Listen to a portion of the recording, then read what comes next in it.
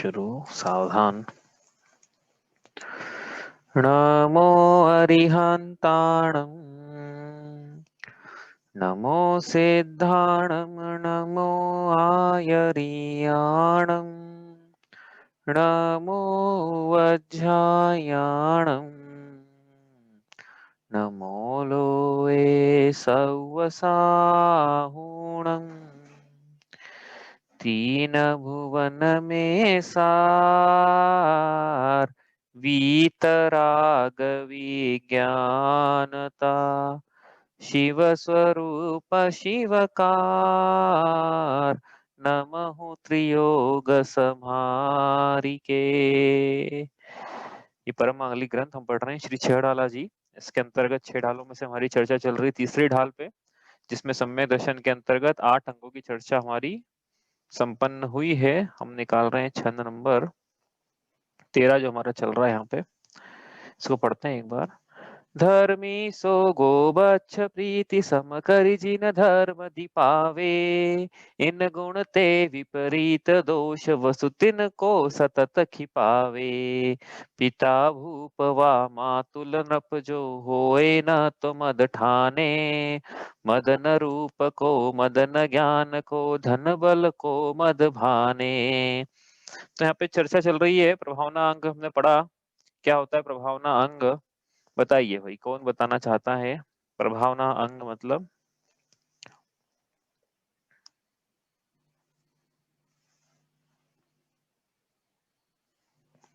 ये आवाज नहीं आ रही मुझे किसी की भी। प्रभावना अंग हमने कल पढ़ा। अज्ञान हाँ बोलिए। अज्ञान अंधकार से दुख उठा रहे संसारी जीवों के दुख दूर करने के लिए जिनेन्द्र भगवान के बताए हुए मार्ग का योग रीति से महात्म्य प्रकट करना। हाँ बढ़िया है। आप नहीं तो बिल्कुल ऐसा शब्द शब्द बोला है, मतलब आपने देख के बोला है बात की। ठीक है, एक दिन में याद नहीं होता है, कोई दिक्कत नहीं है। नहीं, ये वाला थोड़ा सा क्या है, हाँ पढ़ा बड़ा था है, यार। बड़ा है। हाँ थोड़ा बड़ा है ये, एक्चुअली बड़ा है लग रहा है आपको, लेकिन वो एक्चुअली रत्नग्रंथ शावकाचार्य जी का जो श्लोक है ना, उसका हिंदी ट्रांसलेशन है। वो श्लोक ऐसा है। अज्ञान तिमिर व्याप्तिम प्राकृत्य यथा यथम, जिन शासन महात्म्य प्रकाशः स्यात् प्रभावन। तो उसका हिंदी ट्रांसलेशन है ये। क्या कि क्या अज्ञान तिमिर व्याप्तिम, अज्ञान अंधकार से व्याप्त संसारी जीव उनके दुखों को अप्राकृत्य यथायथम, उनके दुखों को दूर करने के लिए यथायथम योग्य रीति से क्या करना। यथायथम तो योग्य रीति से क्या करना? जिन शासन महात्म्य, जिन नरेंद्र भगवान के शासन का महात्म्य प्रकट करना, प्रकाशित करना, प्रकाश सात प्रभावना, प्रकाशित करना, वह प्रभावना नाम का अंग है। तो वही वो एक्चुअली वहीं से लिया है हमने भी इसको, तो इस प्रकार से इसको बड़ा, शायद मेरे ख्याल से इसमें भी यही लिखा हुआ है, ये जो हम पढ़ रहे हैं ना, इसमें भी नीचे ये सब पूरा लिखा हुआ है। तो वो जो भी पढ़ाते हैं मेरे ख्याल से वहीं से लेते हैं रत्नाकरण शावकाचार्य जी से। जैसे अपन सुबह अभी महावीर जयंती है, उस पर सुबह यही होता है ना कि सबसे पहले प्रभावना निकलती है। क्या होता है वो? प्रभात फेरी महावीर निकलती है। जयंती। हाँ हाँ, प्रभात फेरी, जस्ट हाँ लाइक हाँ। तो प्रभात वैसे फेरी ही है है। ना ये। हाँ प्रभात फेरी है, जुलूस है, शोभा यात्रा है।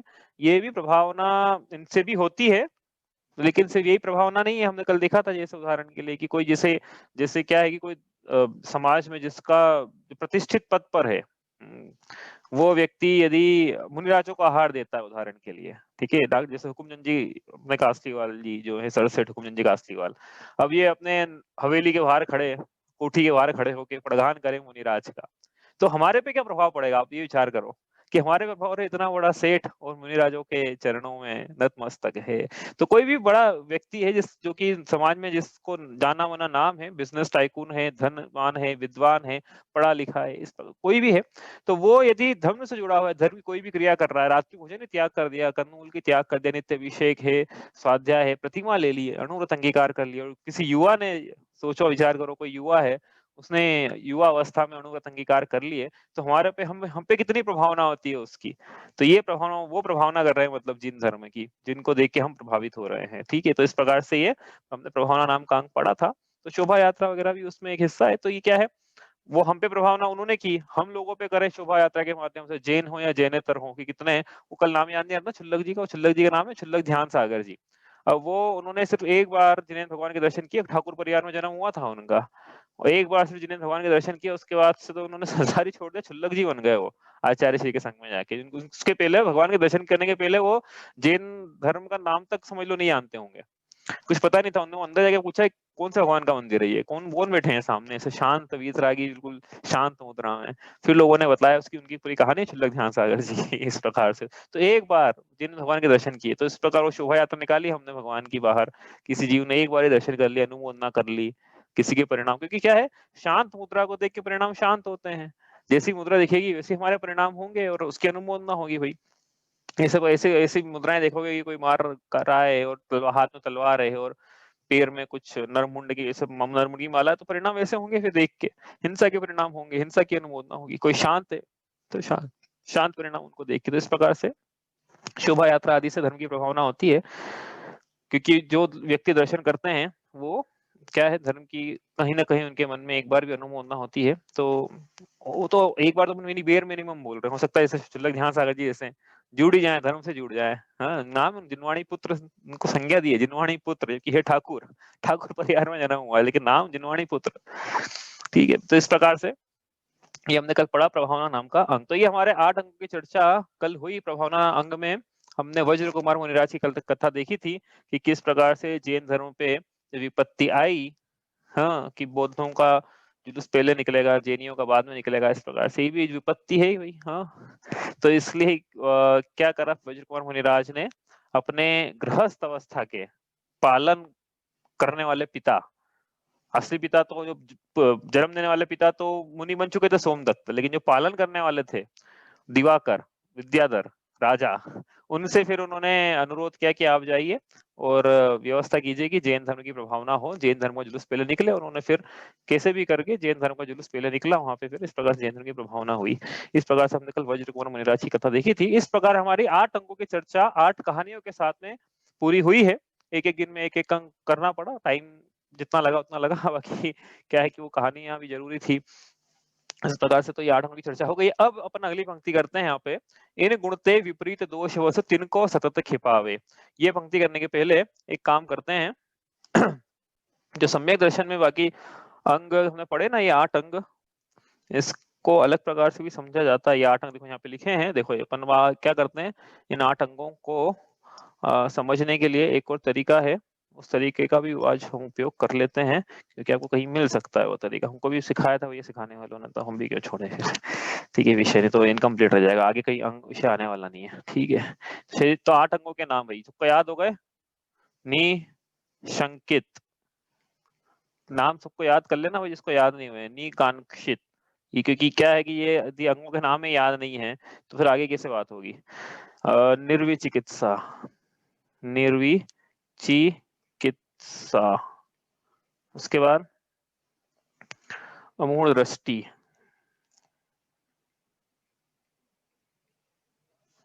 स्थितिकरण, मैं स्थितिकरण के पहले उपगुहन लिया था ना बनने, उपगुहन, उपगुहन आएगा ना पहले। उपगुहन, उपगुहन, उसके बाद स्थितिकरण, वात्सल्य और प्रभावना। ये तो है क्या, सम्यक दर्शन के 8 अंग, जिनसे सम्यक दर्शन मिलके बना हुआ है। सर रिवीजन कल करेंगे हम, आज नहीं करना है इसलिए कि क्या होते हैं वो तो सबने पढ़ लिया, कल करेंगे रिवीजन। अब शरीर में भी 8 अंग होते हैं, पहले ही बताया था कि अपन उस चर्चा शरीर के कौन से 8 अंग होते हैं सब पहले जब आया था ना, अंगोपांग नाम कर्म, तो मतलब शरीर के 8 अंग पढ़ेंगे आगे, वो समय वो दिन आज का है। अपने देखा कि हमने साष्टांग नमस्कार किया, तो वो साष्टांग नमस्कार मतलब शरीर के 8 अंगों को शरीर से टच कर, जमीन से टच करके नमस्कार करना, उसको साष्टांग नमस्कार बोलते हैं। पंचांग नमस्कार भी होता है, तो 5 ही अंग टच किए जमीन पे। हाँ, शास्त्रांग आयुर्वेदिक महाविद्यालय है ना वहाँ पे नेवी नगर के पास में, क्या है अष्टांग महा, जो भी नाम है उसका, अष्टांग महा आयुर्वेदिक में। तो शरीर के 8 अंग होते हैं, कहने का मतलब तो ये है।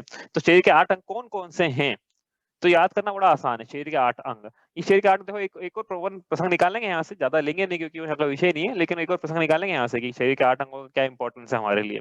तो ये 8 अंग जो है कौन कौन से हैं, याद करना आसान है। 2 तो भुजाएं हैं, 4 तो लिम्स है, लिम्स समझते हो, लिम्स मतलब भुजाएं, तो ये 2 हाथ 2 पैर, 4 तो ये हो गए, तो लिखते हैं अपन।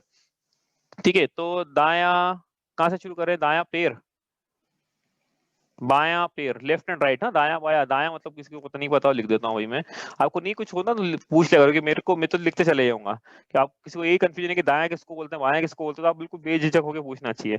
दाया पैर, बायां पैर, दाया हाथ। अब हम तो क्या, मैं एनसीसी में था तो वहां पे ये दाया बाया बहुत चलता है, इसलिए सब याद होगा दाया बाया किसको बोलते हैं। बाया हाथ, ठीक है। और ये चार तो हो गए, दो हाथ दो पैर। अब चार अंग थोड़ा, अब क्या है कि याद करना तो बड़ा आसान है। एक तो हो गया मस्तक, अब मस्तक मतलब सिर्फ यही मत लेना या यही मत लेना, पूरा जो ये इसको मस्तक बोलते हैं। हाँ, पूरा सर धड़ से अलग कर दिया ऐसा बोलते हैं ना, तो सर धड़ से अलग कर दिया मतलब उसमें सर ये रहता है, पूरा ये नहीं रहता कि इसको अलग किया, ये नहीं है, पूरा सर ये है, तो मस्तक, ठीक है। एक हृदय, दो आगे के हो गए ऐसे मस्तक, और ये मतलब पूरा ये से याद रखने के लिए, और दो पीछे से लेना है, तो एक पीछे से ले लो पीठ, और एक है कमर के नीचे का हिस्सा, तो उसको ऊपर लिख लेते हैं नितंब, ठीक है। तो ये शरीर के 8 अंग हो गए।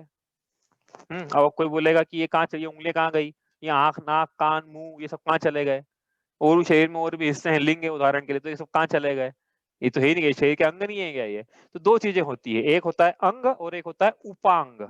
उप अंग उसको बोलते हैं उपांग, अंगोपांग नाम कर्म, तो अंग प्लस उपांग उससे बना अंगोपांग। तो शरीर के 8 अंग हैं, जिसका नाम यहाँ पर नहीं है वो शरीर का उपांग है। पलके हैं, वो ये आईलिड्स से क्या बोलते हैं इसको, आईलिड्स को, आंखों का ढक्कन जो है, ये सब होठ हैं जैसे, तो ये सब उपांग हैं। उंगलियां हैं उपांग, पैर की उंगलियां से उपांग है, बाकी अंग तो ये हैं। क्यों बता रहे हैं, स्ट्रेस क्यों दे रहे हैं, ऊपर टॉपिक के बाद में आएंगे कि इतना स्ट्रेस क्यों दे रहे हो अंग और उपांग पे, वो बाद में चर्चा करेंगे। लेकिन पहले यहाँ पे एक चीज बतानी है, सम्यक दर्शन के 8 अंग हैं और शरीर के भी 8 अंग हैं। अब करना है मैपिंग। मैपिंग मतलब किसकी, सम्यक दर्शन के 8 अंग की, शरीर के 8 अंगों से मैपिंग करना है, मैपिंग। उदाहरण के लिए उदाहरण के लिए अपन जो सबसे आसान है वो लेते हैं, ये जो बायां हाथ है ना, चलो दायां हाथ लेते हैं, दायां हाथ है ना, दायां हाथ किसी को भी सहारा देना है, कोई अपने से हेल्प मांगेगा, तो अपन क्या करेंगे, पैर देंगे आगे उसको कोई गिर रहा हो तो पैर से रोकेंगे उसको मुंह से रोकेंगे, पीठ से, हृदय से, कहां से रोकेंगे। अमूमन यही होता है कि दाएं हाथ से उसको खींचा जाता है, उसको स्थिति की जाती है उसकी।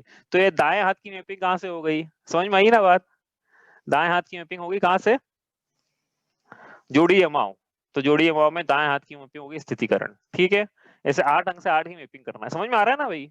नहीं आया तो बोल देना कि क्या चल रहा है ये सल मिलता है शास्त्र में, इससे बता रहे हैं, तो आप बोलोगे ये क्या है, अब मिलता है तो बता रहे हैं आपको, आपको याद भी रहेगा कि हाँ ये दाएं हाथ स्थितिकरण करने के काम आता है। स्थितिकरण मतलब, अब स्थितिकरण का मतलब याद हो गया कि हाँ, काम आदि कर व्रसते चिकते निज पर को सुदिढ़ावे दाएं हाथ से, तो दाएं हाथ तो क्या सिंबॉलिक है, इसका मतलब है कि दाएं हाथ से स्थिति, लेकिन सिंबॉलिक है वो, ठीक है। इस प्रकार बायां हाथ, ठीक है, करते हैं ना, समझ में आ गया ना क्या करना है, थोड़ा जल्दी कर लेंगे, समझ में आ गया हो तो। बायां हाथ, बायां हाथ क्या है, ये मल साफ करने के काम आता है। अब बायां हाथ से मल साफ करने के बाद भी इस बाएं हाथ से भी चिकित्सा के भाव नहीं होते हैं कि अरे कितना गंदा हाथ है मेरा, तो इससे मल साफ करता हूँ रोज सुबह में, ऐसे हाथ धूलिया साफ कर लिया तो ठीक, और शरीर का स्वभाव ही ऐसा है क्या। तो ऐसा होने पर भी तो बायां हाथ जो है क्या होगा, किसका सूचक हो गया, निर्विचिकित्सा। समझ में आ रहा है कि नहीं आ रहा भैया, जोड़ी हमारे अपन 8 के 8 से, ठीक है, 2 हो गए। कोई बताना चाहता है और थोड़ी मैपिंग करके कि मैं, चलो मैं ही करता हूँ। ये नितंब जो है, शरीर के नीचे का, कमर के नीचे का हिस्सा, इसको उगाड़ा नहीं रखा जाता है। गृहस्थ अवस्था में जीव है तो इसको ढका जाता है, खुला नहीं छोड़ा जाता है। तो जिसको ढका जाता है वही तो मतलब ढका गया, मतलब क्या गया, उपगुहन किया गया, ठीक है। मैपिंग हो गई इसकी इधर। किसी को हम प्रीति का भाव है तो ऐसा बोलते हैं ना कि हम इसको हृदय से पसंद करते हैं, हृदय से इसको हम पसंद करते हैं, हमारा ये हमारा हार्दिक मित्र है, ये हमारे हार्दिक साधर्मी है, तो वात्सल्य जो है वो चला गया कहाँ, हृदय में, ठीक है। करते जा रहे हैं अपन एक एक, है जैसे जो याद आता जा रहा है, देखो कहाँ कहाँ कहाँ जाके रुकते हैं। चलो, अब जो दाया पैर है, ये दाया पैर जैसे कोई आगे बढ़ा रहा है ना, जैसे पहला कदम रखा हमने, पहला कदम तो बढ़ाओ, तो कहने का मतलब कि बिना शंका के, निशंकित होके दाया कदम से जीव आगे बढ़े। हाँ, तो ये दाया पैर इंपॉर्टेंट, इसका भी इंपॉर्टेंस है, दाया पैर का भी। दाया पैर तो आगे बढ़ा मतलब कि शंका नहीं थी, करना ही है ये काम, तो हम आगे बढ़ गए वो काम करने के लिए, निशंकित का दाएं पैर से हो गई मैपिंग। ठीक है, अब ये जो मस्तक है ना, देखो आप ये देखो कि क्या धड़ से किसी की पहचान नहीं होती है, पहचान होती है मस्तक से। मतलब फोटो भी खिंचाते हैं ना अपन की आइडेंटिटी कार्ड, तो किसका फोटो होना चाहिए, मस्तक का होना चाहिए, तुम्हारी आइडेंटिटी है, तुम्हारी पहचान है। क्यों? क्योंकि यही बताता है कि तुम क्या हो, यही तुम्हारी प्रभावना करता है, शरीर की प्रभावना कर रहा है, कहने का मतलब ये। तो ये मस्तक से क्या हुई, मैपिंग प्रभावना की। हमारी मतलब हमारे शरीर की आइडेंटिटी हो गई है, एक तरह से शरीर की प्रभावना हो रही है इससे।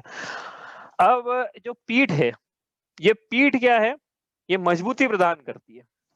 पीठ में क्या है, स्पाइनल कॉर्ड है, स्पाइनल कॉर्ड नहीं हो तो बोलते हैं ये तो ऐसा व्यक्ति है रीढ़ की हड्डी नहीं है इसकी। रीढ़ की हड्डी नहीं मतलब ये नहीं कि वो कुबड़ा है, रीढ़ की हड्डी मतलब इसका कोई स्टैंड ही नहीं है, ये डावाडोल उतरता है, कभी इधर भी जाएगा उधर भी जाएगा। तो ये पीठ जो है ये मजबूती प्रदान करती है, स्टैंड है कि नहीं हम उधर नहीं जाएंगे, हम उधर नहीं जाएंगे। तो बताओ कौन सा हुआ हम उधर नहीं जाएंगे, पूछता नहीं हूँ मैं, आप अमूढ़ बताइए। दृष्टि। हाँ अमूढ़ दृष्टि, हम उधर नहीं जाएंगे, ये हो गया अमूढ़ दृष्टि। ठीक है, अब बच गया एक, और इधर भी बच गया एक, तो बताने की जरूरत नहीं है। पारिशेष न्याय से, पारिशेष न्याय मतलब कि भैया अब जो बच गया है उसको बचे हुए में लगा लो। पारिशेष न्याय से ये अनिकांक्षित हो गया बायां पैर। ठीक है, इस प्रकार से शरीर के 8 अंगों से सम्यक दर्शन के 8 अंगों की मैपिंग। निशंकित दायां पैर, निकांक्षित बायां पैर, निर्विचिकित्सा बायां हाथ, अमूढ़ दृष्टि पीठ, उपगुहन नितंब, स्थितिकरण दायां हाथ, वात्सल्य हृदय प्रभावना से मैपिंग हो गई है हमारी मस्तक की। इस प्रकार से सम्यक दर्शन के 8 अंग और शरीर के भी 8 अंगों की इस प्रकार से मैपिंग है। ठीक है, अब एक बात और बतानी यहाँ पे, हालांकि यहाँ का विषय नहीं है वो, लेकिन अब क्या चर्चा आ गई है और आगे भी आएगी भी नहीं है चर्चा, इसलिए थोड़े से में उसको समाप्त कर देंगे चर्चा को। ये है कि जो शरीर के 8 अंग हैं, यदि व्यक्ति मतलब सांगोपांग, सांगोपांग मतलब उपांग भले कम हो लेकिन अंग सहित है व्यक्ति, उसके 8 अंग है, तो ही वह जिनेंद्र भगवान के अभिषेक करने का अधिकारी है, तो ही वह मुनिराजों को आहार देने का अधिकारी है, तो ही वह मुनि दीक्षा लेने का अधिकारी है। और ऐसा भी है कहीं कहीं, तो नहीं पढ़ा तो नहीं है, सिर्फ देखा ही है सिर्फ, मतलब तो उसका आप देख लेना कि यदि उसके 8 अंग में से एक भी अंग कम है तो वो भगवान की पूजा का अधिकारी भी नहीं है। अब आप बोलोगे तो बड़ा निर्दयी हो गए जैन समाज वाले, तो कम से कम पूजा तो कर लेने दो। तो इसलिए हमने क्या देखा, पढ़ने में मेरा हो सकता है चूक हो गई हो कहीं, लेकिन हाँ देखा तो यही है कि यदि 8 अंग में से एक भी अंगहीन है उसके, तो भगवान की पूजा का अधिकारी भी नहीं है। तो ये बायां पैर मतलब जो 8 अंग होना चाहिए उस शरीर के, ऐसा नहीं हो कि भुजा नहीं हो, पैर नहीं हो, हाँ बाकी तो क्या, बाकी तो नहीं होंगे तो जीवित नहीं रहेगा, जीवित नहीं रहेगा वो, लेकिन भुजाएं पूरी होना चाहिए, कहने का मतलब ये है दोनों हाथ या दोनों पैर चारों सही सलामत हो। ठीक है, तो अभिषेक का अधिकारी है, बाकी क्रियाओं का अधिकारी है। अब इसमें यहाँ कभी कभी ये विवाद हो जाते हैं कि भैया इनकी उंगली नहीं है, अभिषेक कराएगी नहीं कराए, तो भैया देखो यहाँ कहीं लिखा नहीं है, नहीं आगम आगम में लिखा है कि अंग होना चाहिए, उपांग। उंगली जो है अंग में नहीं आती है, उंगली उपांग में आती है। तो एक आध उंगली कम घटती बढ़ती हो जाए तो उससे कोई फर्क, मतलब उससे अभिषेक कराने में कोई बाधा नहीं होना चाहिए, ऐसा मैं समझता हूँ। आपके कोई और विचार हो तो आप बताना, लेकिन वो उंगली है या और भी कोई चीजें, कान जैसे कड़िया हो, नाक होठ कटे में हो, इस प्रकार से। हाँ कटे हुए मतलब ये नहीं कि ब्लीडिंग हो रही हो या उस समय, हाँ वो नहीं है ना, उस समय तो बिल्कुल भी 16 पहनने का अधिकार ही नहीं उस समय तो। लेकिन हाँ यदि ऐसे ही उसकी जन्म जाते ऐसे ही या बाद में एक्सीडेंट वगैरह में कुछ ऐसा हो गया हो, फिर ब्लीडिंग वगैरह रुक गई, सूख गया हो घाव वगैरह, तो उसके बाद उपांग यदि नहीं है तो अभिषेक उससे कराया जा सकता है, ऐसा मुझे लगता है, मैंने ऐसा देखा भी है कहीं, मतलब शायद सुना भी, मुझे ठीक से याद नहीं आ रहा है। ठीक है, तो इस प्रकार से ये 8 अंगों का इंपॉर्टेंस है भाई कि पारिशेष न्याय क्या है? पारिशेष न्याय मतलब left over, what ever is left over. तो जो लेफ्ट ओवर इधर लेफ्ट का था उसको राइट वाले से मैप कर दिया, whatever is left over is called पारिशेष न्याय। 8 के 8। हाँ बोलो। कोई भी हो सकता है ना ये तो? कोई भी हो सकता है मतलब जैसे अगर मैं ऊपर से स्टार्ट करता तो निकांशित और बायां पैर पहले हो जाता, उसके बाद फिर नीचे जो बचता वो होता। नहीं नहीं ऐसा है, वो आपकी बात सही है, लेकिन ऐसा है कि 7 की 7 से हमने मैपिंग करी तो रीजन दिया आपको। बाकी जब निकांशित की बाएं पैर से मैपिंग करी तो हमारे पास रीजन नहीं था उसका कि निकांशित की बाएं पैर से मैपिंग क्यों कर रहे हो आप, तो हमने जानबूझ के उसको अच्छा, आखिरी में रखा कि हमारे पास रीजन नहीं ओके, है उसका। तो हमने बोला कि 7 हो गए भी, अब 8वां बच ही गया है तो इनकी करी दो आपस में अब, इस प्रकार से। ठीक है। तो इस प्रकार से हो। ठीक है, तो अंग और उपांग का ये इंपॉर्टेंस थोड़ा सा बताना था, अपन आगे चलते हैं, अपना विषय ज्यादा था नहीं वो। ठीक है, बाकी आप चर्चा मुनिराजों से करना कि उपांग कम रहता है तो वो मुनिराजों को आधार दे सकता है कि नहीं, ये चर्चा आप भी करना, हम भी करेंगे भाई, हमको समय, हमको मौका मिलेगा तो। चलो आगे चलते हैं अपन तो यहाँ से। अब ये होगा 8 अंग। हाँ, किसके 8 अंग? शरीर की तो होगी चर्चा, उसकी नहीं करेंगे। सम्यक दर्शन के 8 अंग हो गए हैं, हमने पढ़ लिए हैं। अब ये सम्यक दर्शन के 8 अंग होना चाहिए, ऐसा नहीं है कोई सम्यक दृष्टि जीव है। कहने का मतलब ये पहले ही बताया था, आज वापस बता रहे हैं इसको कि सम्यक दर्शन यदि है तो 8 अंग सहित होता है, एक आध अंग भी उससे कम नहीं होता। एक भी, सारे 8 के 8 अंग होना चाहिए सम्यक दृष्टि जीव के, क्योंकि सम्यक दर्शन मल के बना हुआ है, इससे एक भी अंग यदि कम है तो आचार्य समन्त भद्र कह रहे हैं कि भैया नहीं हो पाएगा, ये संसार परिभ्रमण को नहीं छेद पाएगा यदि एक भी अंग कम है तो। ना अंगहीनम मलम छेत्तुम दर्शनम जन्म संतति, न ही मंत्रोक्षर न्यूनो निहंति विष वेदनाम। जिस प्रकार मंत्र में एक भी अक्षर कम होता है तो वह मंत्र विष को उतारने में असक्षम होता है, ठीक उसी प्रकार सम्यक दर्शन में यदि एक भी अंग न्यून है, कम है, तो ऐसा दर्शन जन्म मरण के परावर्तन को छेदने में सक्षम नहीं है, ऐसा स्पष्ट लिखा है मूल गाथा। तो रत्नगण शाकाचार्य जी पहला अध्याय श्लोक नंबर 21 स्पष्ट लिखा, वही लिखा है। इसके बिना तो क्या है, कहने का क्या मतलब यहाँ पे कि सम्यक दर्शन यदि जीव प्रकट करे तो 8 अंग सहित होना चाहिए, ऐसा नहीं है। अब कोई बोले कि देखो इसमें क्या है, कोई ये बोले कि देखो हमको तो अवसर ही नहीं मिला किसी की स्थितिकरण का, हमें कोई अवसर ही नहीं मिला उपगुहन का, तो क्या हमारे सम्यक दर्शन नहीं हो पाएगा क्या?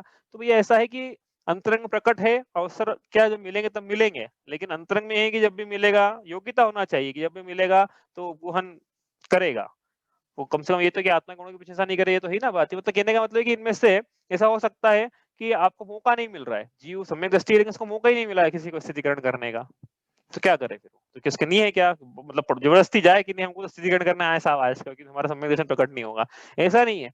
मौका मिला, अपने आप से मिला तो स्वयं स्थितिकरण करे और देखते रहेगी, अपॉर्चुनिटी ढूंढते रहेगी कहाँ स्थितिकरण करना है, स्वयं का और पर का किस प्रकार से वात्सल्य रखना है साधर्मियों से, इस प्रकार से है वो। ठीक है, तो 8 अंग होना चाहिए सम्यक दर्शन में, तो ये सम्यक दर्शन जो है। आपने ये कथा सुनी होगी इनकी, जो भी मेरे साथ हमारे साथ मतलब जो यहाँ गए कंबडहल्ली दिन के समय उनको एक कथा सुनाई थी मैंने कंबडहल्ली में, श्रवण बेलगोला के पास में। कथा आपको भी सबको सुनी शुद्ध पंचमी के दिन, आपको पता ही होगी। कंबडहल्ली की बात इसलिए कर रहा हूँ मैं कि कंबडहल्ली में श्रवण बेलगोला के पास मंदिर है, तो वहाँ पे 2 देवियों की मूर्ति रखी है। एक देवी का जो दांत है वो ज्यादा है और एक देवी का दांत कम है। कुछ लोगों को याद आ गई होगी वो कथा जो उन्होंने सुनी थी वहां पे, कुछ लोगों को अभी है क्लास में वो लोग। तो क्या है कि वो जो दांत ज्यादा है दांत कम है, उसका क्या है कि वो ऐसा है कि वो आचार्य पुष्पदंत और आचार्य भूतवली ने जब मंत्र सिद्ध किए थे तब एक मंत्र में एक मात्रा कम थी और एक मंत्र में एक मात्रा ज्यादा थी। तो जिस मंत्र में मात्रा कम थी तो देवी प्रकट तो हुई लेकिन उसका दांत कम था, और जिसमें मात्रा ज्यादा थी वो देवी प्रकट हुई लेकिन दांत ज्यादा था। मतलब क्या है, एक भी मात्रा ऊपर नीचे होती है, एक भी अक्षर ऊपर नीचे होता है, तो जैसा मंत्र का जो एक्चुअल प्रभाव है वो नहीं पड़ता है। वो कहते था तो शुद्ध पंचमी में आप सुनना वापस से कभी मौका मिले आपको तो, वो कथा है आचार्य शुद्ध पंचमी क्यों मनाई जाती है, वो कथा है वो शुद्ध पंचमी पर्व क्यों मनाया जाता है, कैसे हम जीन आगम का लिखित में परंपरा लिखने की शुरू हुई शुद्ध पंचमी के दिन छठ खंडागम के तौर पे आचार्य दर्शन के शिष्य आचार्य पुष्पदंत और आचार्य भूतवली द्वारा। ये अपन ने कथा पहले दिन भी सुनी थी जब अपन नमोकार मंत्र पढ़ा था तब देखी थी, और शुद्ध पंचमी वाले दिन भी ये कथा देखी थी अपन ने, इसलिए आज वापस नहीं करेंगे। जिन्होंने नहीं सुनी है वो सुन लेना शुद्ध पंचमी, आप इंटरनेट पर वगैरह सर्च कर लेना। तो वो अपन तो एक समझ रहे हैं यहाँ पे बस कि एक भी अक्षर यदि कम है तो मंत्र सिद्ध नहीं, वो मंत्र अपना सही प्रभाव नहीं दिखाता। उसी प्रकार यहाँ पे एक भी अंग यदि सम्यक दर्शन का कम है तो इसका सही प्रभाव क्या है, जन्म मरण की संतति छेदने का, वो नहीं हो पाएगा।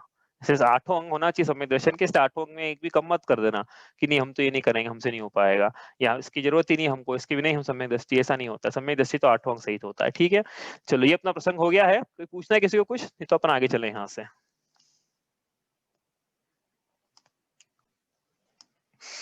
चलिए अब ये अगली पंक्ति जो है इसका अपन अर्थ कर रहे हैं। इन गुणते विपरीत दोष वसु तिनको सतत खिपावे। क्या कह रहे हैं यहाँ पे? 8 अंगों की चर्चा हो गई है। पंडित जी ने ऊपर क्या आए थे? ऐसा क्या आए थे? अस्त अंग अनुदोष 25 तीन संक्षेप हु कहिए। 8 अंग और 25 दोष, मतलब 8 इनकी चर्चा में करूंगा, संक्षेप में आप सुनिए। 8 अंगों की चर्चा हो गई, अब चर्चा किनकी होगी? 25 दोषों की। 25 दोषों की होगी मतलब क्या है कि सम्यक दृष्टि जीव इन 8 अंगों सहित होता है और इन 25 दोषों रहित होता है। रहित होता है मतलब 25 दोष इसमें नहीं होते हैं। तो कौन से 25 दोष नहीं होते हैं, अब उनकी चर्चा अपन शुरू करेंगे एक एक करके यहाँ से। तो यहाँ लिखा इन गुणते विपरीत दोष वसु तिनको सतत खिपावे।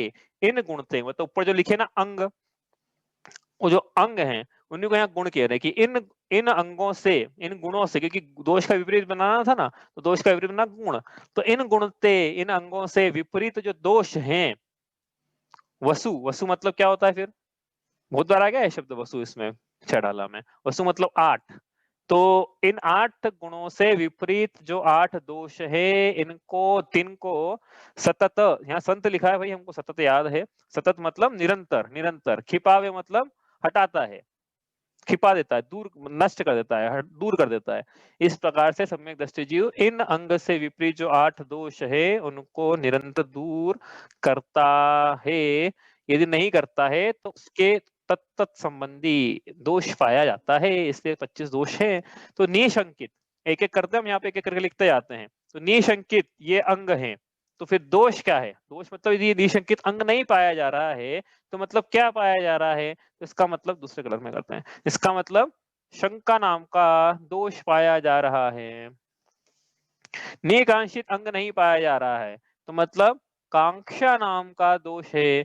निर्विचिकित्सा अंग नहीं पाया जा रहा है मतलब विचिकित्सा नाम का दोष पाया जा रहा है। अमूढ़ दृष्टि, यह अंग यदि जीव के नहीं है तो उसके मूढ़ दृष्टि दोष है। बहुत सारे दृष्टि दोष पढ़े होंगे आपने, निकट दृष्टि दोष, दूर दृष्टि दोष, और एक और होता है एस्टिमेटिज्म। एक नया दोष है ये, मूढ़ दृष्टि दोष। ठीक है। एक है उपगुहन नाम का अंग, तो यदि ये नहीं पाया जा रहा है तो उसके अनुपगुहन नाम का दोष पाया जा रहा है। अनुपगुहन दोष है सब ये। स्थितिकरण यदि नहीं है तो उसके अस्थितिकरण नाम का दोष है। इसका मतलब वात्सल्य नहीं है तो अवात्सल्य नाम का दोष है, और प्रभावना नहीं है तो अप्रभावना नाम का दोष है। तो हो गए 8 दोष, 25 में से 8 हो गए। तो ऐसे 8 करेंगे अपन आगे वाले टाइम पे, लेकिन ये 8 हो गए, देखिए है ना, 8 हो गए ना। अब ये अपन करते हैं थोड़ा शॉर्ट में, क्योंकि ये क्या है, चर्चा अलग से पंडित जी ने भी करी, हाँ अलग से, अपन भी अलग से एक एक लाइन में करते हैं, क्योंकि पूरी तो नहीं करेंगे, करते आ रहे जहां जहां अंग हमने पढ़े हैं वहां दोष तो पढ़े ही है ना, तो इसलिए अपन बहुत ज्यादा विस्तार से इनका नहीं करेंगे, छोटा छोटा 1 2 3 3 लाइन में देखते हैं क्या क्या कैसा कैसा दोष होता है। तो निकांक्षित नाम के अंग नहीं है तो कांक्षा नाम का नहीं, पहला वाला तो है। निशंकित नाम का अंग नहीं है तो शंका नाम का दोष है। इसका मतलब क्या है? हमने पढ़ा था जिन वच में शंका न धार, है ना, तो इसका मतलब है कि जिन वच में शंका धारी, तो दोष है। किसका दोष है? शंका नाम का दोष है। तो इसका क्या मतलब है? इसका मतलब ये है कि सम्यक दृष्टि के किसी शंका नहीं होती है कि मोक्ष है कि नहीं, तत्व है कि नहीं, आत्मा है कि नहीं। यदि देखो एक छोटी सी बात समझना, एक छोटी सी भी शंका यदि जीव के, जिज्ञासा अलग होती है, शंका अलग होती है, उस समय भी बतलाया था। जिज्ञासा तो ये है कि हमें पता नहीं है, हम अज्ञानी हैं, केवल ज्ञानी तो है नहीं, सर्वज्ञ तो है नहीं, इसलिए जो ज्यादा ज्ञानी है, विद्वान है, पंडित है, मुनिराज है, आचार्य, उपाध्याय और केवली है, उनके पास जाएं, केवली के पास जा सकते हैं तो, और अपनी जिज्ञासा का समाधान लेके आए, तो वो अलग बात है। लेकिन शंका ही हो जाए, केवली होते ही नहीं है, तो ये छोटी सी भी शंका यदि है तो ये पूरे सम्यक दर्शन को नष्ट करे बिना रुकेगी नहीं, पूरे सम्यक दर्शन को नष्ट कर देती है शंका। जैसे पहले भी बतलाया था ना, कपड़े में छोटा सा छेद हो जाता है, छेद तुरंत क्या है, पेबन लगाना पड़ता है या सिलना पड़ता है, जो भी करना पड़ता है, ठीक करना पड़ता है। यदि नहीं करा तो छोटा सा छेद क्या है, बढ़ते बढ़ते बढ़ते बढ़ते पूरे कपड़े को ले डूबता है। देखा ही होगा सबने ये। तो उसी प्रकार जिनेन्द्र भगवान के वचनों में छोटी सी भी यदि शंका है तो वो बढ़ते बढ़ते बढ़ते बढ़ते क्या पूरे सम्यक दर्शन को ले डूबती है। तो जैसे क्या कोई सम्यक दृष्टि जीव है तो उसके शंका नाम का दोष लगा, तो शंका नाम का दोष लगते से ही वो मिथ्या दृष्टि हो गया, ऐसा नहीं है। दोष बोला है इसको, अनाचार नहीं बोला है। अभी अनाचार क्या होता है अपन आगे देखेंगे, लेकिन ये इससे कोई सम्यक दर्शन भंग नहीं हो गया है। मतलब कोई सम्यक दृष्टि जीव है, उसके कदाचित शंका हुई कि ये कह रहे हैं सही है कि नहीं, आलू में जीव उतने होते हैं, देखा ही नहीं किसी ने बोल। तो इस प्रकार का क्या थोड़ी सी शंका हुई, तो शंका होते से ही सम्यक दर्शन भंग हो गया ऐसा नहीं है। हाँ, लेकिन अब शंका हो गई है तो अब उसको सावधान हो जाना चाहिए। क्या सावधान हो जाना चाहिए कि भैया कपड़े में छेद हो गया है, अब जल्दी से जल्दी शंका का समाधान ढूंढ लें हम। मतलब क्या कर लें कि इसको, जो भी शंका हो रही है इसको हम विद्वानों से जाके, आचार्यों के पास जाके, सभी मतलब साधर्मियों के पास जाके शंका का समाधान ले लें। नहीं लिया, वो शंका बढ़ती रही, पनपती रही, इसका यदि हमने नहीं प्रबंध किया शंका का, तो इसका मतलब ये है कि वो फिर वो पूरा सम्यक दर्शन को ले डूबेगी कालांतर में। अभी तो भले ही दोष लगा है, लेकिन कालांतर में अनाचार लग जाएगा। अनाचार लग जाएगा मतलब भंग ही हो जाएगा सम्यक दर्शन। इससे जितनी जल्दी हो सके उस शंका को, और पहली बात तो शंका होना ही नहीं चाहिए। किस बात की शंका? सर्वज्ञ की वाणी में किस बात की शंका? वीतरागी की वाणी में किस बात की शंका? तो होने ही नहीं चाहिए। सही बात तो ये है, लेकिन फिर भी कदाचित दूसरों को देख के मन में ऐसी शंका हो जाए, तो शंका नाम का दोष है वो, पर तो दोष पढ़ रहे हैं, शंका नाम का दोष है। ठीक है। अगला है कांक्षा नाम का दोष। कांक्षा नाम का दोष क्या है कि धर्म धारण करके धर्म के फल के बदले में संसारी भोगों की इच्छा करना, यह कांक्षा नाम का दोष है। क्या? वापस से एक बार, धर्म धारण करके जीव ने धर्म धारण कर लिया। क्यों धारण किया? क्यों धारण किया? कि मुझे पुण्य चाहिए, संसारी अनुकूलताएं चाहिए। पुण्य क्यों चाहिए जीव को? उसके उदय में सब वो विशेष चाहता है, संसारी अनुकूलताएं चाहता है, तो पुण्य की उसको कांक्षा है, इसलिए उसने धर्म धारण किया। तो उसके फिर कांक्षा नाम का दोष कह रहे हैं भैया, है तो सीधा सीधा कह रहे हैं कांक्षा नाम का दोष है। पहले आश्रव तत्व में विपरीत सिद्धांत बोल के आए थे, वो विपरीत सिद्धांत नहीं थे, तो मिथ्या दृष्टि ही है वो तो। लेकिन यहाँ सम्यक दृष्टि के यदि इस प्रकार की इच्छाएं हो रही है कि धर्म धारण करके मुझे संसारी अनुकूलताएं मिले, तो उसमें फिर दोष लगना शुरू हो गए हैं, कांक्षा नाम का दोष। और यदि मिथ्या दृष्टि है, उसमें कांक्षा नाम का दोष है, तो उसके देखो आज समझना आप यहाँ पे कि यदि कोई जीव मिथ्या दृष्टि है और उसके दोष चल रहे हैं, तो उसके सम्यक दर्शन प्रकट नहीं होगा गारंटी से। हाँ, लेकिन उसने दोषों को हटाया, अंगों को प्रकट किया, देवशास्त्र गुरु में श्रद्धान पूर्वक, सात तत्व में श्रद्धान पूर्वक, आत्मा में श्रद्धान पूर्वक, आत्मा में रुचि उत्पन्न हुई, सम्यक दर्शन प्रकट हुआ, औपशमिक छायोपशमिक सम्यक दर्शन प्रकट हुआ। फिर उसके कालांतर में इस प्रकार की कांक्षा हुई यदि, तो वो कांक्षा फिर दोष के रूप में है। उसने अभी भंग नहीं किया सम्यक दर्शन को, लेकिन हाँ कालांतर में भंग करने का सामर्थ्य रखते सारे दोष, जैसे लगे वैसे हटाना है, इसलिए दोष पढ़ रहे हैं। पंडित जी ने कहा बिन जाने तो दोष छोड़ने को कैसे तजिए गही है, दोषों को नहीं जानेंगे तो कैसे छोड़ेंगे। इसलिए कांक्षा नाम का दोष नहीं होना चाहिए। धर्म धारण करके धर्म के फल के बदले में संसारी सुखों की कामना करना, पुण्य के बंद की, पुण्य के आश्रव की कामना करना, विषयों की इच्छा करना, धर्म को छोड़कर धर्म के अलावा बाकी सबकी कामना करना, यह कांक्षा कर नाम का दोष है। एक किसान यदि है, जैसे किसान यदि बीज बोता है, बीज बोने के पहले भूमि उपजाऊ करी उसने और बीज बोया, तो बीज बोने के बाद बीज बोया उसने, क्या है खरपतवार भी उगती है साथ में। ऐसा नहीं कि सिर्फ जो बीज बोया है वही उगेगा, तो भूमि में क्या है खरपतवार भी उग जाया करती है। खरपतवार को अंग्रेजी में क्या बोलते हैं नहीं पता। खरपतवार मतलब जो कि जो उसने उगाया नहीं था, इधर उधर की फसल उग गई, काम की नहीं उसके, मतलब जो उगाया नहीं उसकी वो फसल उग गई, बीज नहीं डाला था उसका। तो क्या है किसान ने बीज डाला और खरपतवार उग गई, तो किसान खरपतवार देखकर खुश होगा कि नहीं होगा कि अरे वाह, आज तो मेरे खेत में देखो कितनी खरपतवार उगी है, मजा आ गया। ऐसा कौन किसान है करता है? किसान भूमि को उपजाऊ करता है, बीज डालता है, अंतरंग में उसके इच्छा यही रहती है कि इस बीज में वृक्ष लगे, वृक्ष में फल आए, फल आके मेरे प्रयोजन की सिद्धि हो। ठीक उसी प्रकार एक सम्यक दृष्टि जीव आत्मा की भूमि को उपजाऊ करता है, फिर उसमें सम्यक दर्शन के बीज डालता है, सम्यक ज्ञान से उसको सींचता है, सम्यक चारित्र रूपी वृक्ष में फिर जब मोक्ष के फल लगते हैं, तो उसको बीज तो डालता है, लेकिन उसकी दृष्टि रहती है किस पे? मोक्ष के फल पे। सम्यक दर्शन के बीज डालने पर दृष्टि रही मोक्ष के फल पर। अब ऐसा हो सकता है कि इसने सम्यक दर्शन के बीज डाले, भूमि उपजाऊ है, तो पुण्य की खरपतवार उगी, लेकिन इसकी दृष्टि पुण्य की खरपतवार पे नहीं थी। उसने कोई हर्ष नहीं मनाया सम्यक दृष्टि ने, वाह कितनी अच्छी पुण्य की खरपतवार। उसको तो क्या चाहिए था? उसको तो धर्म रूपी वृक्ष चाहिए था, उसको पुण्य की खरपतवार नहीं चाहिए थी। अब चलो उग गई है, उग गई तो क्या करें? उग गई तो एक काम करो, अब किसान क्या करे? उग गई है तो उग गई, उगी गई है, अब क्या कर सकते हैं? उगेगी वो तो, उसको रोक नहीं सकते अब हम, तो उसको भी हम यूज कर लें, उसको भी हम गाय का चारे में यूज कर लें, उसका भी यूज कर लेंगे, चलो पुण्य खरपतवार रुकी है तो हम यूज कर ले। लेकिन फसल इसलिए नहीं की थी हमने कि पुण्य की हम खरपतवार उगाएं, फसल हमने की थी कि हम धर्म उगाएं, धर्म का वृक्ष लगाएं, मोक्ष के फल लगाएं।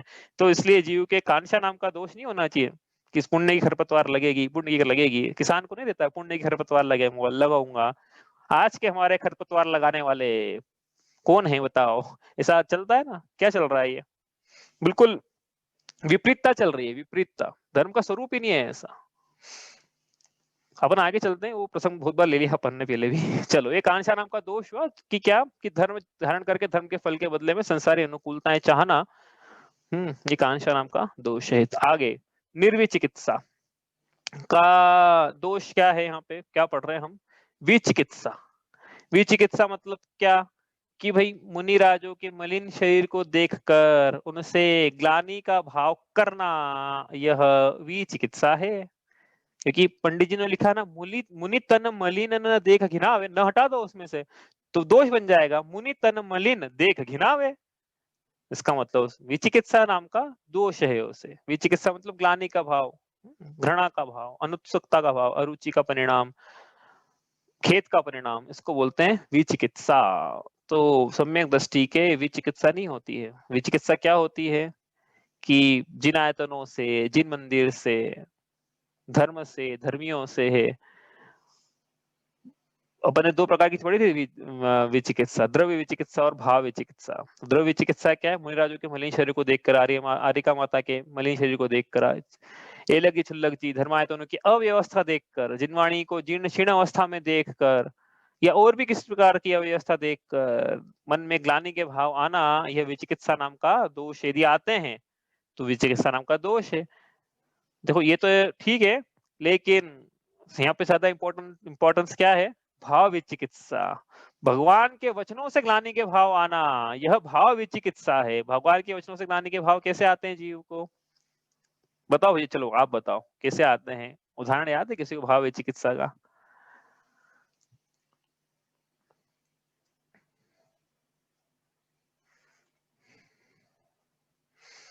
प्रश्न मेरा ग्लानि ना हाँ। होना, भगवान के वचनों से ग्लानि ना होना। हाँ, तो उदाहरण तो देके बताओ थोड़ा, एक आध तो समझ में, ऐसा हम भी उदाहरण देते हैं ना समझाने के लिए। तो एक आध उदाहरण कि भैया भगवान के वचनों से जीव को कैसे कैसे ग्लानि के भाव हो जाते हैं, या हो सकते हैं, या मिथ्या दृष्टि के होते ही हैं।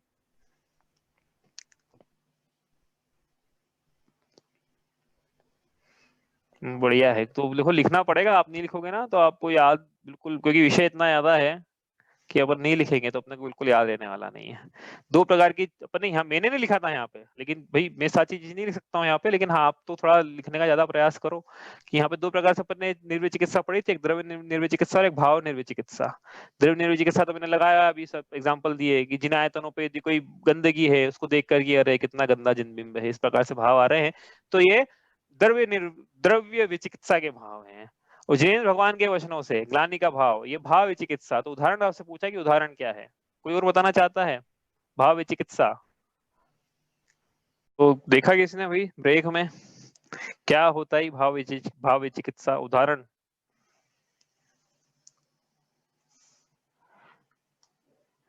चलो मैं ही बताता हूँ आप। हाँ, तो भाव विचिकित्सा मतलब क्या? बहुत सारे उदाहरण है भाई, एक ढूंढोगे हजार मिलेंगे आपको। यदि समझ में आ गया है कि क्या है तो एक ढूंढोगे हजार मिलेंगे। उदाहरण के लिए ये हम रात्रि में विवाह समारोह में वैसे जाना नहीं चाहिए, लेकिन हम गए। अब रात्रि में विवाह समारोह देखा और वहां पे लगे हैं 56 पकवान, और हमारे सारे मनपसंद पकवान लगे हुए लाइन से, और हमारे है रात्रि भोजन का त्याग। उस समय विचार आए, क्या विचार आए? कि अरे कहाँ जैन कुल में हम उत्पन्न हो गए और रात्रि भोजन त्याग कर दिया हमने। यदि नहीं करा होता अभी तो इन पकवानों का कितना लुफ्त उठाते। तो ये क्या है? भगवान के वचनों से ग्लानि का भाव, रात्रि भोजन त्याग, ऐसा बोला जैन भगवान ने। अब भगवान के वचनों से ग्लानि हो रही, खेद हो रही है, हमें घृणा हो रही है, अरे क्यों करा हमने, इस प्रकार। और बहुत सारे हैं। तो नास्तिक मती क्या है? विषय भोगों में डूबे हैं 50 टाइप के अपन। तो क्या नापन ऐसे विषय भोगे जो कि अपन सोच भी नहीं सकते, अपनी कल्पनाओं के पार है, सोच भी नहीं सकते अपन। तो फिर वो पता पड़ता है कि अच्छा ऐसा भी होता है कि दुनिया में। तो वो क्या है? उन विषय भोगों में कोई दूसरे नास्तिक मती जो है, नास्तिक मती मतलब जिनके इनको मतलब ही नहीं है, अनध्यवसाय चल रहा है जिनके जीवन में, इनको कोई मतलब नहीं किसी चीज से, उनको बस विषयों में डूबने से मतलब है। तो ये विषयों में डूबते हुए अपन देखें किसी को और बोले अरे कितना मजा करता है ये तो, सुबह ऐसा है इसकी, शाम ऐसी है इसकी, रात इसकी ऐसी रंगीन बिल्कुल, और हम उनका स्वाध्याय में लगे हुए हैं। तो ये ऐसा विचार आना, यह भगवान के वचनों में ग्लानि का भाव हो रहा है। ये विचिकित्सा, भाव विचिकित्सा पढ़ रहे हैं अपन, भाव विचिकित्सा द्रव्य तो आपको पता, ने उदाहरण दिया अभी आपको, ये सब जो अभी उदाहरण दिए ब्रेक के बाद, ये सब भाव विचिकित्सा के उदाहरण है।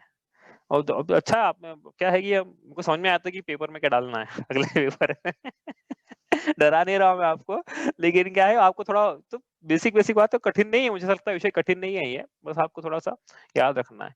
ठीक है, तो ये है विचिकित्सा नाम का दोष। सम्यक दृष्टि के इस प्रकार के दोष नहीं होते हैं। अगला मूढ़ दृष्टि। मूढ़ दृष्टि मतलब क्या?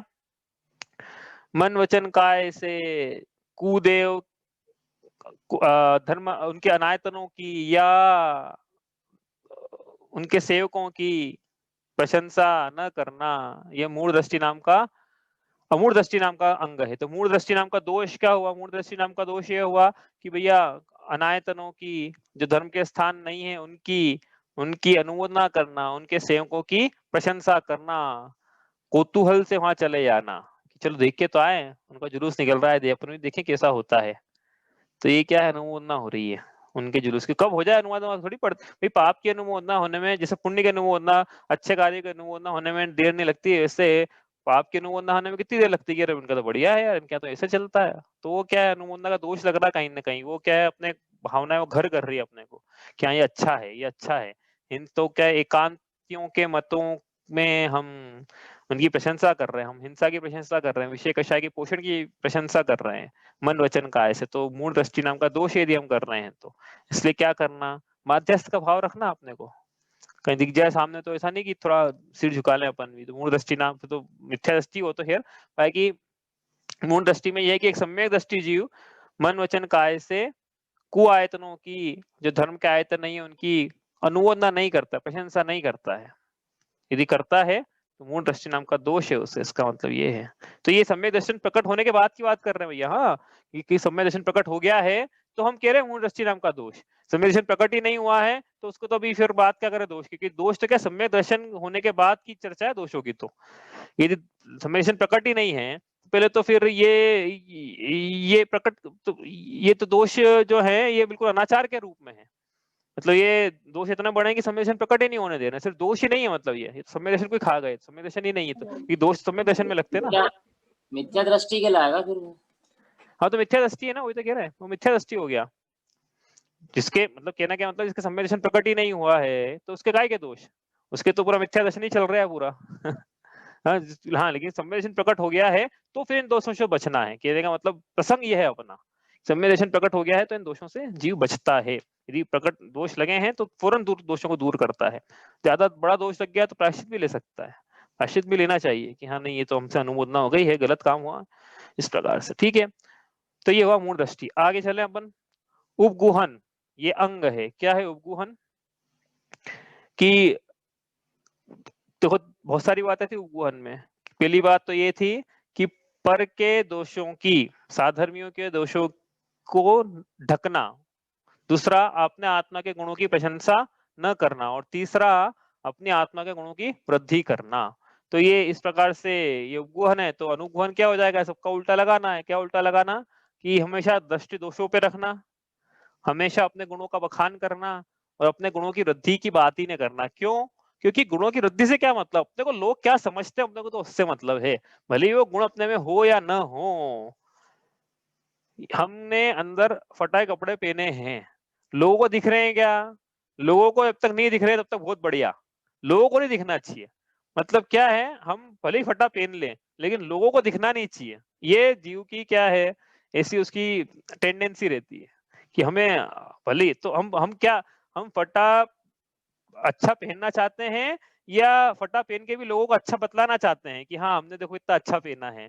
क्यों कह रहे हैं ऐसा? कि हम वाकई में गुणवान बनना चाहते हैं या दोष होने पर भी गुणवान दिखना चाहते हैं। जीव क्या है, अपनी पूरी फोकस जो पूरा है कि लोग मेरे बारे में, भले ही वो गुण तो गुण ही प्रकट कर लो ना भैया, तब वहां दिमाग लगा रहे हो तो गुण ही प्रकट कर लो, जो गुण दिखाना चाहते हैं लोगों को। गुण प्रकट हो जाएंगे तो लोग ऐसी प्रशंसा की चाह यदि है भी तो, होना तो नहीं चाहिए लेकिन है भी तो जीव क्या है, लेकिन गुण प्रकट नहीं करता है, अच्छा गुणवान दिखना चाहता है, तो ये उसकी प्रशंसा की चाह है। ये खुद खुद की प्रशंसा चाहता है, और नहीं हो रहे हैं, यदि गुण प्रकट नहीं हो रहे हैं, प्रशंसा भी नहीं हो रही, तो क्या करेगा, क्या करते हैं जीव, क्या करते हैं भैया, अपने अपने सामने, मतलब हमारा जो कंपटीटर है जिसकी प्रशंसा हो रही है, उसके हम दोष निकालना शुरू करते हैं लोगों के सामने। अरे आपको पता है, ये आप जिसकी प्रशंसा कर रहे हो ना, ये ऐसा है, ये तो कल्चर, हाँ इससे तो आप ही अच्छे हो भैया, आप कितने अच्छे हो, वो तो ऐसा है, देखो तो क्या है, अपन ने उसे टांग खींच के उसे नीचे कर दिया। क्या हुआ, ये दूसरों के दोष देख रहे हैं और स्वयं की प्रशंसा कर रहे हैं, और क्या कर रहे हैं, निज गोत्र का आश्रय कर रहे हैं। सम्यक दृष्टि जीव के इस प्रकार से अनुगुण नहीं पाया जाता है। वह परों पर के तो गुण देखता है, स्वयं के दोष देखता है, उसको स्वयं की शुद्धता, एक्चुअली क्या है, उसको पर के गुण दिखते हैं तो उसको इंस्पिरेशन मिलती है कि हाँ कितने अच्छे हैं भैया, ये देखो, ये कितने भाव से पूजा करते हैं, रोज सुबह आते हैं तो कितने अच्छे मंत्रों के उच्चारण के साथ में अभिषेक करते हैं, ये रोज नियम से घर से सामग्री लेके मंदिर आते हैं, तो हम भी करें, हम भी करें। जो भी जिसको है ऐसे भाव, वो तो क्या है, अपने गुणवान को देख के आगे बढ़ना चाहता है, गुणों को देखता है, उनके दोषों पे दृष्टि नहीं डालता है, वो कह रहे ये तो कैसे मेले कुचले कपड़े पहन के आ गए, वो भाई मेले कुचले कपड़े पहन के आके भक्ति अच्छे से कर रहे हैं यदि, तो क्या देखेगा कि भक्ति अच्छे से कर रहे हैं, वो ये नहीं देखा कि मेले कुचले कपड़े पहना के इनका धोती दुपट्टे कितने पुराने हैं, चेंज नहीं करे 2 साल हो गए, ऐसा नहीं है, वो देखा कितने अच्छे से भक्ति कर रहे हैं। और वहीं एक मिथ्या दृष्टि जीव क्या देखेगा, भले ही भक्ति अच्छे से कर रहा है, लेकिन अरे कपड़े देखो इनके कैसे हैं, इनके पास के पैसे नहीं है क्या, 500 रुपए खर्च नहीं कर सकते अपने कपड़ों पे, धोती दुपट्टे तो कम से कम मंदिर में अच्छे पहन के आना चाहिए कि नहीं चाहिए, 4 लोगों को बोलेगा सामने, क्यों, क्योंकि उसको अपने आप को बड़ा दिखाना है भैया, गुणों में तो जीत नहीं सकता है, वो तो निंदा करके जीतना चाहता है, आगे बढ़ना चाहता है। इस प्रकार के भाव, एक्चुअली मैंने किताब पढ़ी थी बहुत पहले, उसमें बहुत सारे ऐसे बताई थी चीजें, एक चीज उसमें ये भी अच्छी चीज थी, वो भी उनको याद है अभी तक, इसलिए कि देखो क्या है कि जब जीवन जीने का तरीका है उसमें बहुत सारे तरीके बताए, तो उसमें एक तरीका ये भी था कि हम क्या करते हैं, हमारी टेंडेंसी रहती है कि हम कहीं भी जाते हैं तो हम दोष ढूंढना शुरू करते हैं कि ये देखो, ये कह रहे कितना गंदा, ये कितना गंदा, क्योंकि हम अपने सेल्फ सेटिस्फेक्शन चाहिए ना, कि हम बड़े, हम बड़े, बड़प्पन का भाव चाहिए अपने को अंदर में, भले को प्रशंसा करे नहीं करे, हम तो अपनी प्रशंसा अपने मुख से हम अंतर में चाहते हैं कि हम बड़े हैं, अच्छे हैं, इनसे ज्यादा समझदार हैं, वॉटेवर।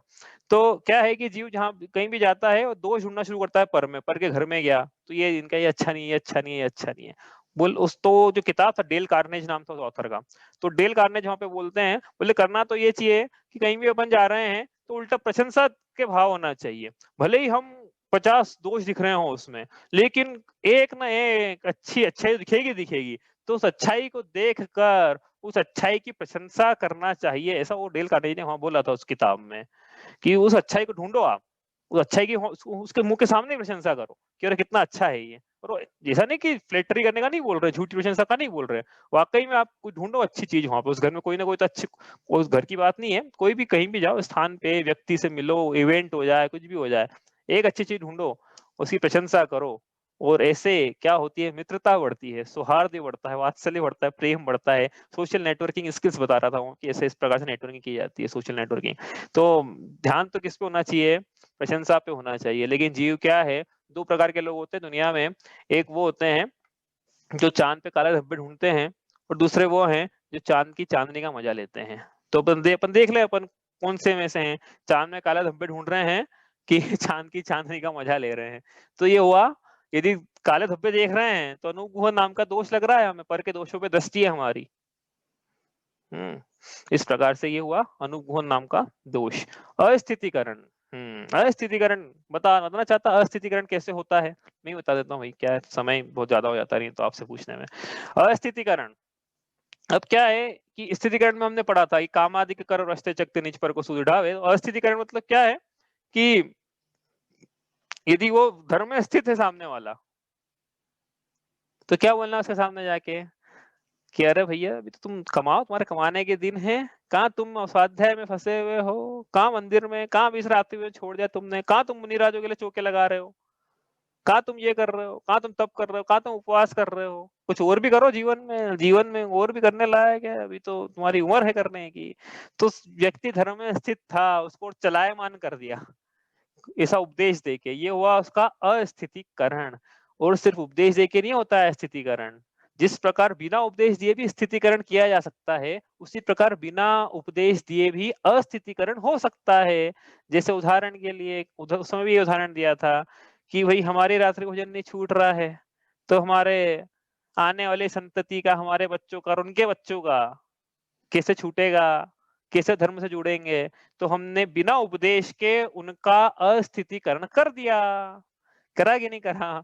और क्या है, बहुत सारी चीजें हैं इसमें अस्थितिकरण में, कि बिना उपदेश के हमारे रात्रि भोजन चल रहा है, हमारे जमीकन का भक्षण चल रहा है, हम पाप की जगह पे जा रहे हैं, तो हमको देखने वाले कि हाँ जाना चाहिए यहाँ पे, ये भी तो जा रहे हैं, कितने कितने विद्वान है ये, फिर भी जा रहे हैं, तो इसका मतलब जाना जाए इस जगह है। भाई चले जाओ, लेकिन कम से कम छुपा लो, लोगों को तो मत बताओ।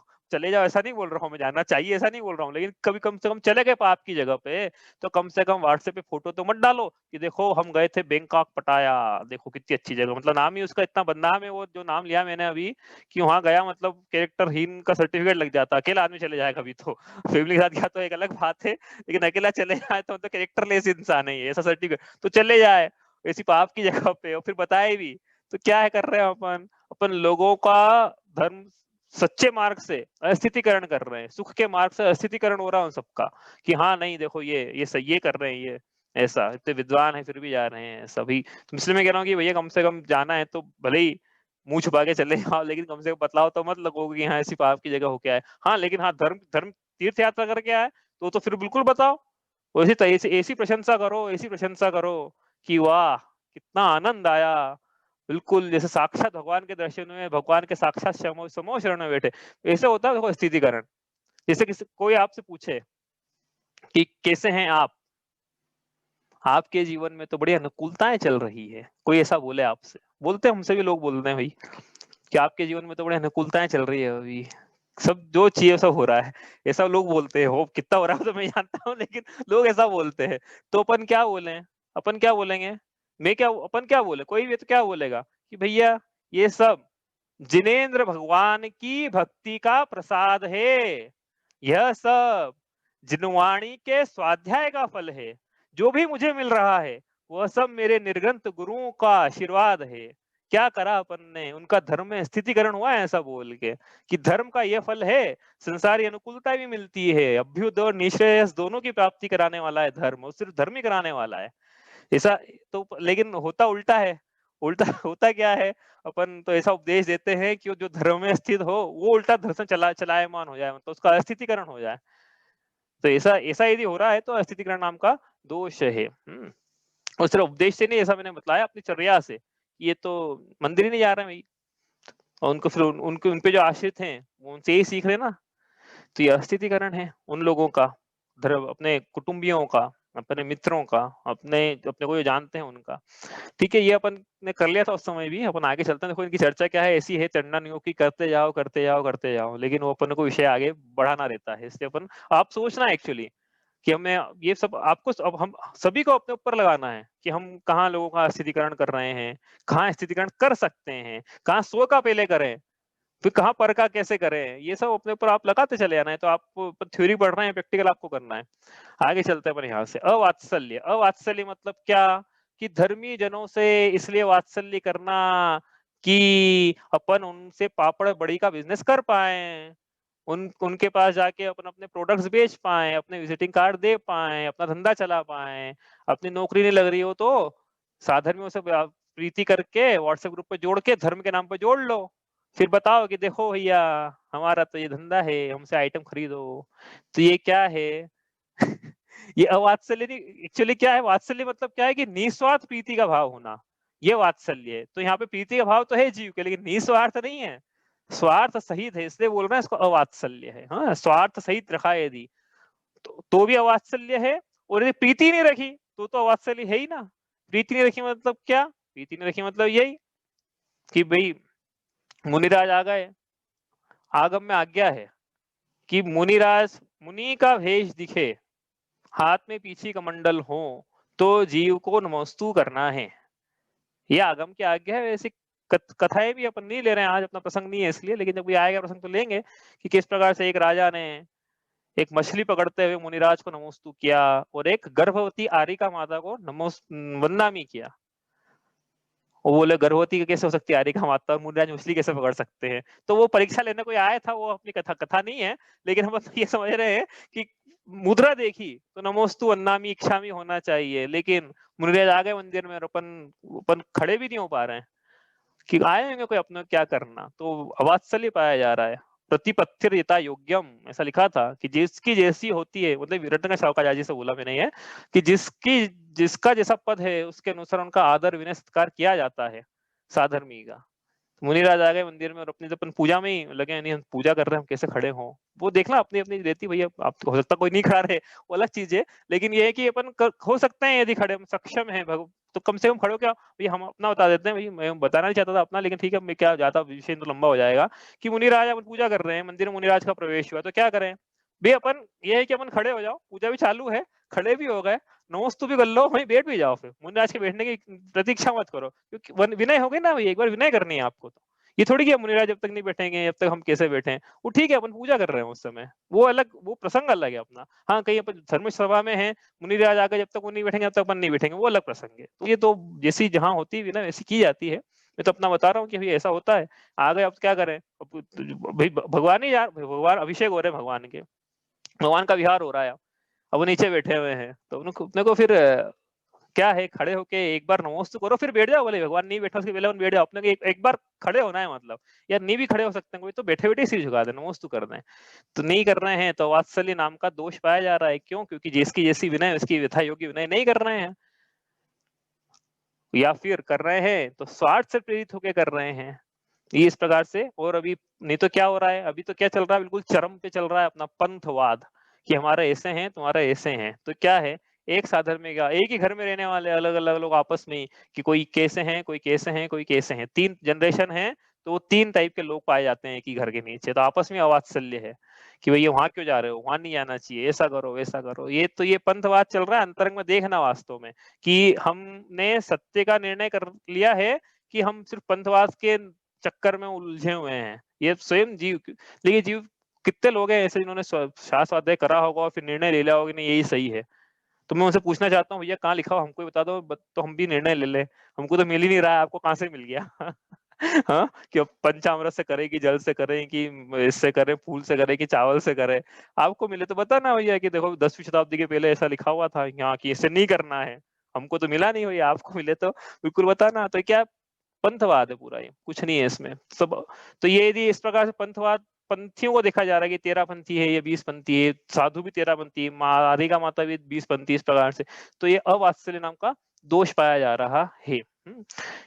आगे चले अपन यहाँ से, तो विषय पूरा करना कि मैंने तो ना ये तो चलते चले जाएंगे अपन। प्रवचन आपको ऐसा लगेगा कि बहुत लंबे प्रवचन चल रहे हैं आज, तो प्रवचन ऐसा नहीं चलाना अपने को, तो एक विषय लेके आगे चलना है।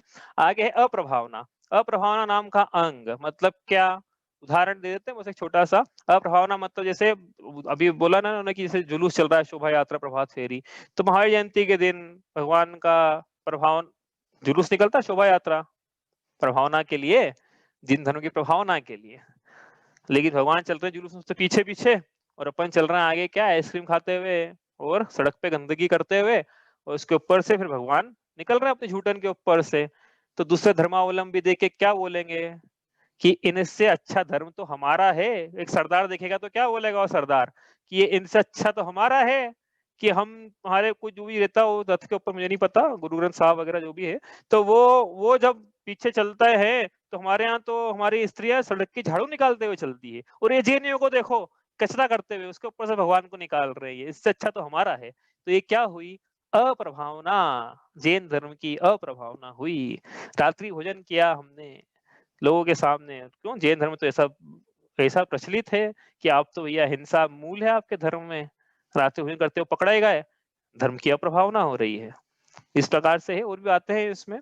कहीं पे हम अनायतनों में दिख गए, हम इतने विद्वान हैं, भैया तुम तो इतने विद्वान हो, वहां किसी पाप की जगह पे कैसे चले गए, कुआए अनायतनों में कैसे चले गए, यदि चले गए तो इसका मतलब अप्रभावना है। भले कौतूहल से क्यों नहीं चले गए, भले हम सर नहीं झुकाएंगे, लेकिन जैसे रेवती रानी नहीं गई थी मूड दृष्टि, वैसे यहाँ पे कि यदि अप्रभावना भी हो रही है साथ में। मूल दृष्टि दोष तो लग भी रहा है, लेकिन लोगों पे क्या, मूल दृष्टि दोष तो स्वयं को लग रहा है, लेकिन अप्रभावना लोगों पे हो रही है, तो वो दोष भी अपना ही है ना। दोनों बातें लगाना उसमें कि लोगों पे किस प्रकार से उस पे विपरीत परिणाम पड़ रहे हैं, वो अप्रभावना नाम का अंग। इस प्रकार से क्या हमने पढ़े हैं, सम्यक दर्शन के 8 अंग, उन 8 अंगों की शरीर के 8 अंगों से किस प्रकार से मैपिंग है, और जो सम्यक दर्शन के फिर 25 दोषों की चर्चा हमने शुरू करी है, उसमें से 8 दोष इन 8 अंगों के विपरीत ही थे, इसलिए हमने थोड़ा, आपको लगा होगा फास्ट चलाए थोड़े से, तो क्योंकि वो क्या हमने कर लिए थे इधर, उसको बस एक बार हमने कंपाइल कर लिया एक बार फिर से। इस प्रकार 8 दोषों की चर्चा है। अब बचे हुए जो 25 में से 8 गए, तो कितने बचे, 17 दोषों की चर्चा अब धीरे धीरे करके इसमें और आगे आएगी। इसके बाद 25 दोषों के बाद 3 छंदों में सम्यक दर्शन के महात्म्य का वर्णन है। कोई पूछना है आप में से किसी के, तो आप प्रश्न पूछ लीजिए, नहीं तो फिर अपन अब कल रिवीजन करेंगे इसका। भाई पेपर के आप क्या, कल संडे है, तो मुझे ऐसा लगता है कि आपके पास, सबके पास, मतलब मानना नहीं चाहिए मेरे को ऐसा, लेकिन ऐसा लगता है कि समय होगा, तो आप कर लेना। संडे का जो उतने दिन हो ही गए थे ना, 8-10 दिन हो गए, तो परसों डेडलाइन है उसकी। बहुत से लोगों के आ गए पेपर, जिन लोगों के नहीं आए हैं भाई अभी कर लेना, 2-3 दिन, आज का दिन है, कल का दिन है, मंडे डेडलाइन है इसकी। और कुछ नहीं आता है आपको तो आप पूछ सकते हैं मुझसे भी फोन लगा के कि हाँ भाई इसमें कंफ्यूजन है, नहीं हो रहा है। आप प्रयास तो सभी लोग करें, ऐसा मुझे लगता है। आ गए कुछ लोगों के इन प्रोसेस है, उन्होंने कर लिया लेकिन भेजे नहीं है, और बाकियों का मुझे पता नहीं है। ठीक है, तो आप सब करें, और सम्यक दर्शन को इन 8 अंगों सहित यदि नहीं प्रकट किया है अभी तक, तो हम सब प्रकट करें इसी भावना के साथ। आज इतना ही करते हैं। कोई प्रश्न है किसी का? चलिए। सहजानंदी शुद्ध स्वरूपी अविनाशी में आत्म स्वरूप, ज्ञानानंदी पूर्ण निराकुल सदा प्रकाशित मेरा रूप, देह मरे पर मैं नहीं मरता, अजर अमर हूँ आत्म स्वरूप। सहजानंदी शुद्ध स्वरूपी अविनाशी में आत्म स्वरूप, जावाणी के ज्ञान ते सूझे लोकालोक, सोवाणी मस्तक नमो सदा देत हूँ धो।